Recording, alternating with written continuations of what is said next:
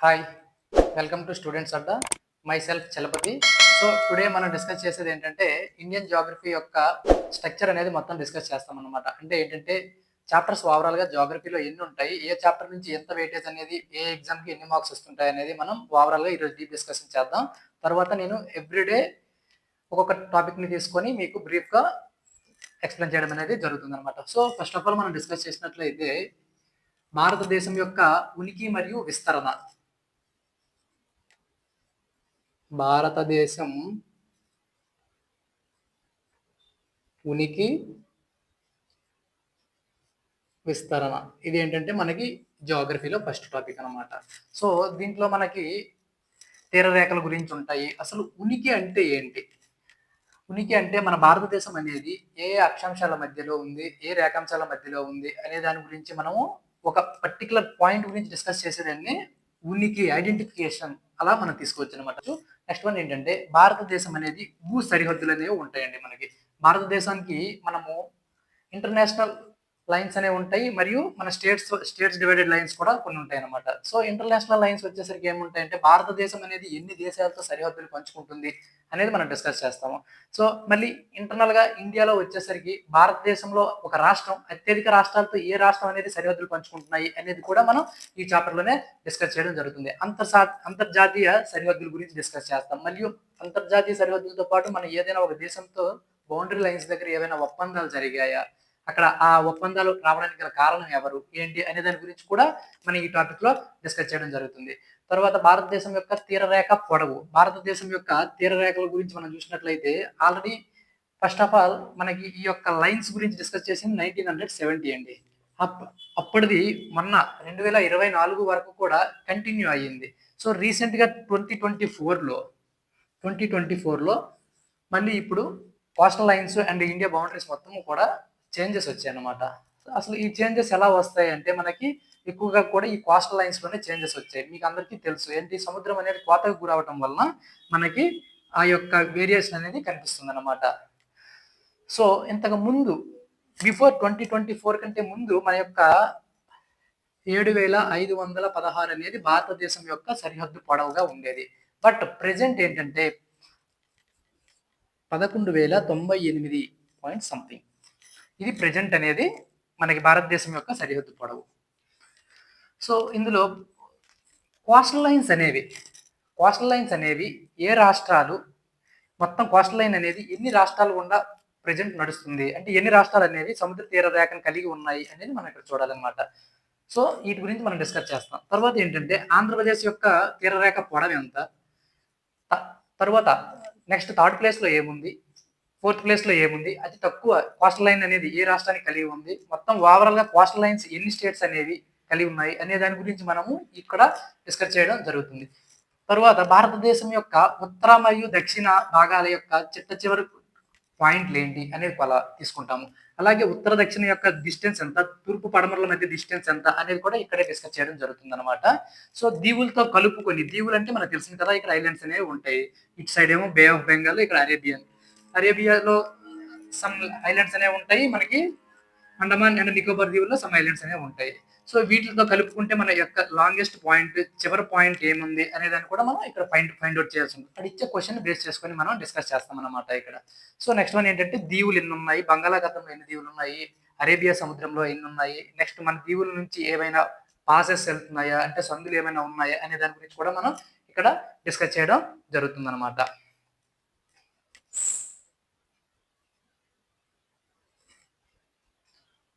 So next one ఏంటంటే మనం భారతదేశం యొక్క హిమాలయ వ్యవస్థ. భారతదేశం యొక్క హిమాలయ వ్యవస్థ అనేది ఏంటంటే భారతదేశం యొక్క నైసర్గిక స్వరూపము. భారతదేశం యొక్క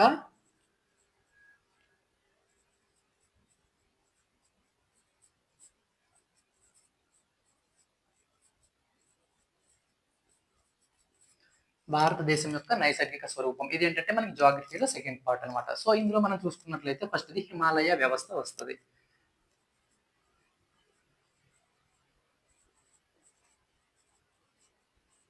సో ఏంటంటే మనకి హిమాలయాలు అనేవి ఎప్పుడు ఏర్పడ్డాయి, హిమాలయాలు ఏర్పడక ముందు భారతదేశంలో ఆ పాయింట్ లో ఏదైనా ప్రదేశం ఉండేదా ఏంటి అనే దాని గురించి మనం ఇక్కడ డిస్కస్ చేయడం జరుగుతుంది. నెక్స్ట్ వన్ ఏంటంటే ద్వీపకల్ప పీఠభూమి.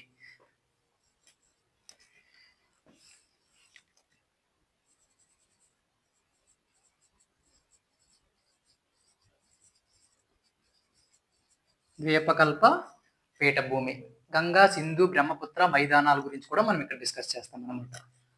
So 1 second. సో ఏంటంటే ఇక్కడ మనము గంగా, సింధు, బ్రహ్మపుత్ర మైదానాల గురించి డిస్కస్ చేస్తాము. తర్వాత ఏంటంటే తీర ప్రాంతంలో ఉన్నటువంటి తీర మైదానాల గురించి కూడా ఇక్కడ మనం డిస్కస్ చేయడం జరుగుతుంది. ఇవన్నీ కూడా మనకి సెకండ్ టాపిక్ లో మనం కవర్ చేస్తాం అనమాట. సో థర్డ్ వన్ ఏంటంటే భారతదేశం యొక్క శీతోష్ణ స్థితి.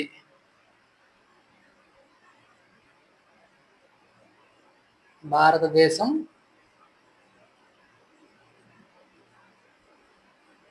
శీతోష్ణ స్థితి. సో మనం జనరల్ లైఫ్లో క్లైమేట్ అనే పదాన్ని డైలీ యూజ్ చేస్తూ ఉంటాం కదా.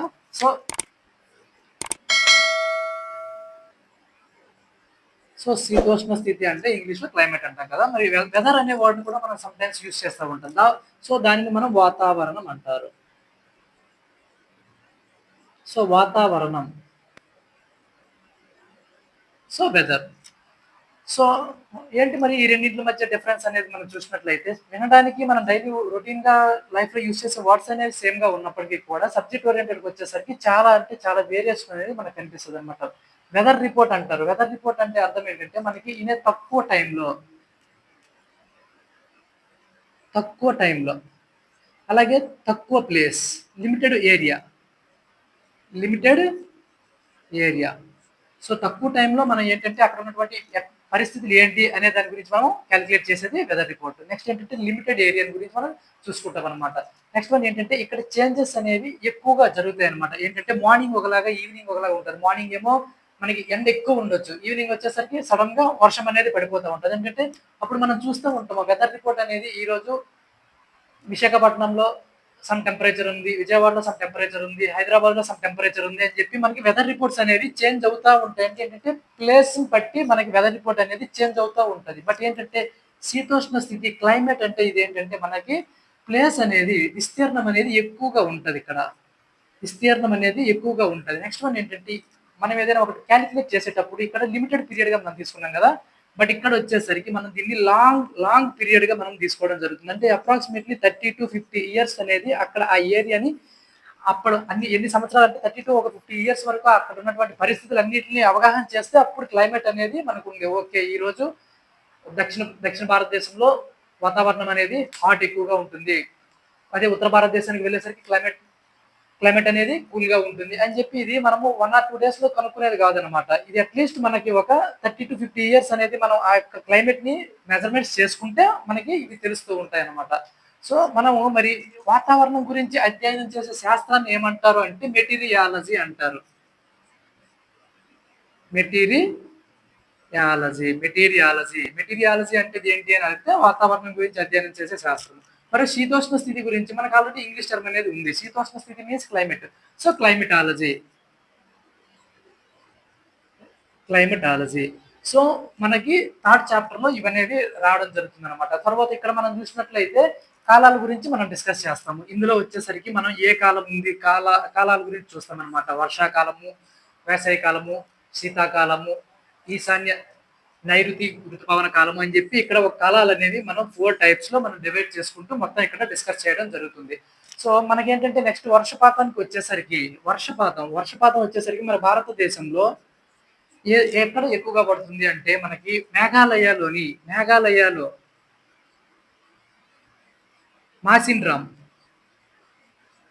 మాసిన్రామ్లో ఒక్క రోజులో మనకి 1100 సెంటీమీటర్ల వర్షపాతం అనేది అత్యధికంగా నమోదైంది. ఇప్పుడు ప్రెజెంట్ కూడా వర్షపాతం అనేది ఎక్కువగా మనకి మేఘాలయ మాసిన్రామ్లోనే నమోదవుతుంది. మరి అతి తక్కువ వర్షపాతం అనేది ఎక్కడ నమోదవుతుంది అంటే అందరికీ తెలుసు రాజస్థాన్ ఓకేనా. థార్ ఎడారిలో మనకి ఎక్కువగా అతి తక్కువ వర్షపాతం అనేది ఉంటుంది అనమాట, 15 సెంటీమీటర్స్. సో ఇది మనం ఇక్కడ దీని గురించి డిస్కస్ చేయడం జరుగుతుంది. నెక్స్ట్ వన్ ఏంటంటే శీతోష్ణ స్థితిలోకి వచ్చేసరికి మనం ఇక్కడ ఎలినినో మరియు లానినో అనే ఈ ఎఫెక్ట్స్ గురించి మన సిద్ధాంతాల గురించి మనం ఇక్కడ నేర్చుకోవడం జరుగుతుంది అనమాట. సో ఇది మనకి శీతోష్ణ స్థితి గురించి.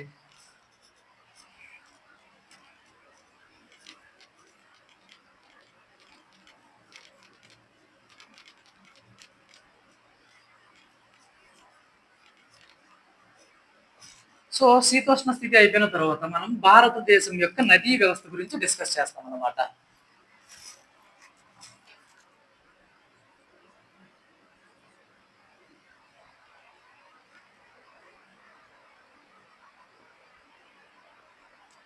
సో ఫోర్త్ చాప్టర్ మనం డిస్కస్ చేసినట్లయితే భారతదేశం యొక్క నదీ వ్యవస్థ. భారతదేశంలో మెయిన్ గా మనం డిస్కస్ చేసినట్లయితే మొదటిగా హిమాలయ నదీ వ్యవస్థ గురించి ఇక్కడ డిస్కస్ చేస్తాం. హిమాలయ నదీ వ్యవస్థ. సో దీని తర్వాత మనకి ద్వీపకల్ప నదులు అనేవి రావడం జరుగుతుంది అనమాట. ద్వీపకల్ప నదుల గురించి మనం డిస్కస్ చేస్తాం.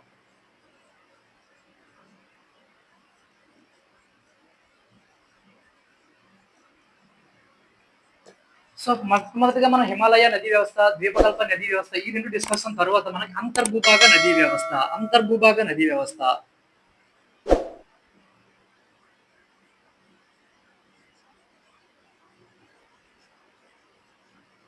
సో ఏంటి అసలు హిమాలయ నదీ వ్యవస్థ అంటే, మనకి భారతదేశంలో ఎక్కువగా నదులన్నీ కూడా హిమాలయాల్లోనే జన్మిస్తాయి అన్నమాట. సో మనకి మేజర్ గా మనకు తెలిసినవి ఏంటి, గంగా, సింధు, బ్రహ్మపుత్ర ఇవన్నీ కూడా మనకి హిమాలయాల్లో పుట్టినటువంటి నదులు. మరియు దాని యొక్క ట్రిబ్యూటరీస్ కూడా మనకి మోస్ట్ అనేవి హిమాలయాల్లోనే మనకి హిమాలయ నదీ వ్యవస్థ గురించి మనం డిస్కస్ చేసినప్పుడు అవి డిస్కస్ చేస్తాం. నెక్స్ట్ వన్ ఏంటంటే ద్వీపకల్ప నదీ వ్యవస్థ. అంటే ఏంటంటే భారతదేశం మొత్తం భూభాగంలో అంటే హిమాలయాలు కాకుండా రిమైనింగ్ ఏదైతే ఉంటుందో అక్కడ ద్వీపకల్ప నదీ వ్యవస్థ అనేది మనకి వస్తాయి అనమాట. అంటే కొండల్లోను కనుమలు కొన్ని ప్లేసెస్ లో అలా అనేవి రావడం జరుగుతుంది అనమాట. మరి థర్డ్ వన్ ఏంటంటే అంతర్భూభాగ నదీ వ్యవస్థ. ఇవేంటంటే ఈ హిమాలయ నదీ వ్యవస్థ మరియు ద్వీపకల్ప నదీ వ్యవస్థ వెళ్ళి ఎయిదర్ బంగాళాఖాతంలో కానీ ఇక్కడ అరేబియా సముద్రంలో కానీ ఏదైనా సరే ఒక ప్రాంతంలో ఈ రెండు కూడా కలుస్తాయి. కానీ అంతర్భూభాగ నదీ వ్యవస్థ వచ్చేసరికి ఇవి ఏ సముద్రంలో కూడా కలవకుండా మధ్యలోనే ఇంకిపోతాయి అన్నమాట. వాటర్ అనేది అక్కడనే ఆగిపోతాయి. సో అలాంటి నదులు అనేవి కొన్ని ఉంటాయి. వాటి గురించి మనము డిస్కస్ చేస్తాం అనమాట ఇక్కడ నదీ వ్యవస్థకు వచ్చేసరికి. దీంతో పాటుగా మనం ఆంధ్రప్రదేశ్ యొక్క నదీ వ్యవస్థను కూడా మనము ఇదే ఏరియాలో డిస్కస్ చేయాల్సి ఉంటుంది అనమాట. సో ఆంధ్రప్రదేశ్ లో మనం చెప్పుకునేవి ఏంటి, గోదావరి, కృష్ణ, కావేరి. సో మళ్ళీ తూర్పు కనుమల్లో వచ్చేసరికి వంశధార, నాగావళి. సో ఈ అన్నిటి గురించి కూడా మనం ఏపీ పాయింట్ ఆఫ్ వ్యూలో మనం ఇక్కడ రివర్స్ గురించి మనం డిస్కస్ చేయాల్సి ఉంటుంది. తర్వాత ఏంటంటే ఇక్కడ మనం జలపాతాల గురించి డిస్కస్ చేస్తాం అనమాట. జలపాతాలు, సో వాటర్ ఫాల్స్ అనేది ఎక్కడ ఏమున్నాయి అనే దాని గురించి కూడా మనం ఇక్కడ డిస్కస్ చేయడం జరుగుతుంది. నెక్స్ట్ వన్ ఏంటంటే నీటిపారుదల ప్రాజెక్ట్స్. నెక్స్ట్ చాప్టర్ అంటే నీటిపారుదల ప్రాజెక్ట్స్.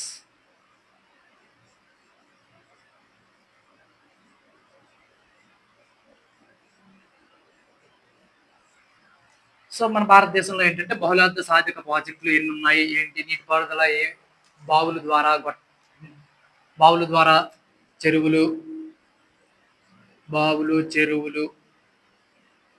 కాలువలు వీటన్నిటి ద్వారా మనం వాటర్ అనేది బావుల ద్వారా అత్యధికంగా ఏ రాష్ట్రంలో ఉన్నాయి, అత్యల్పం ఏ రాష్ట్రంలో బావుల ద్వారా వాటర్ ఫెసిలిటీస్ ఉన్నాయి, చెరువుల ద్వారా ఏ రాష్ట్రంలో ఉన్నాయి, కాలువల ద్వారా అత్యధికంగా ఏ రాష్ట్రంలో ఉన్నాయి, ఇవన్నీ కూడా మనం నీటిపారుదల ప్రాజెక్ట్స్ లో మనము డిస్కస్ చేస్తాం అనమాట. నెక్స్ట్ వన్ ఏంటంటే డ్యామ్స్ అనేవి ఏ స్టేట్ లో ఏ డ్యామ్ అనేది ఏ స్టేట్ లో ఉంది, దానివల్ల ఏ రాష్ట్రాలు అనేవి దాని యొక్క వాటర్ ని పంచుకుంటున్నాయి, అక్కడ దానివల్ల విద్యుత్ అనేది ఎంత ఉత్పత్తి అవుతుంది, నెక్స్ట్ వన్ దానివల్ల ఏమైనా ఇష్యూస్ ఉన్నాయా అనేవన్నీ కూడా మనం నీటిపారుదల ప్రాజెక్ట్స్ గురించి మనం డిస్కస్ చేస్తాం అనమాట.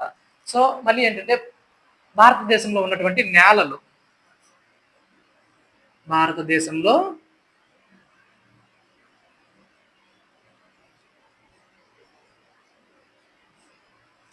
సో మనకి ఎవ్రీ ఎగ్జామ్ లో కూడా మోస్ట్ అండ్ షుడ్ గా జాగ్రఫీ నుంచి బిట్లు అనేవి నేలల్లో మనకి డెఫినెట్లీ టచ్ అవుతుంది అనమాట. సో ఇక్కడ మనం నేలల గురించి మనం డిస్కస్ చేసినామంటే ఒండ్రు నేలలు, ఎర్ర నేలలు, నల్లరేగడి నేలలు,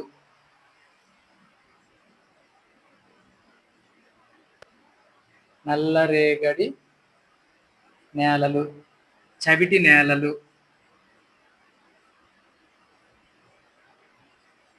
సో ఇలా మనం డిస్కస్ చేయడం జరుగుతుంది అనమాట. తర్వాత ఏంటంటే వీటిని కొన్ని లాటరైట్ నేలలు అని కూడా పిలుస్తారండి. లాటరైట్ నేలలు. సో ఇక్కడ భారతదేశంలో నేలల్లో మనం డిస్కస్ చేసేది ఏంటంటే మృత్తికల గురించి మళ్ళీ మనం డిస్కస్ చేస్తాం అనమాట. మృత్తికలు, అసలు మృత్తికలు అంటే ఏంటి, మృత్తికల వలన లాభాలు ఏంటి, మృత్తికలు అనేవి ఎక్కువగా క్రమక్షయానికి గురైతే దాని యొక్క నివారణ పద్ధతులు ఏంటి, మృతిక క్రమక్షయం అంటే ఏంటి, ఇవి ఎలా ఏర్పడతాయి అనే దాని గురించి కూడా మనం ఇక్కడ డిస్కస్ చేయడం జరుగుతుంది అనమాట. సో ఇండియన్ జాగ్రఫీలో మనం డిస్కస్ చేసే చాప్టర్స్ వైజ్ గా ఇప్పటి వరకు మనము పార్ట్ 1 లో డిస్కస్ చేసాము. సెకండ్ పార్ట్ అనేది నెక్స్ట్ సెషన్ లో నేను కంటిన్యూ చేస్తాను. సో మీరందరూ కూడా స్టూడెంట్స్ అడ్డా ఛానల్ని సబ్స్క్రైబ్ చేయండి, షేర్ చేయండి, లైక్ చేయండి. Thank you.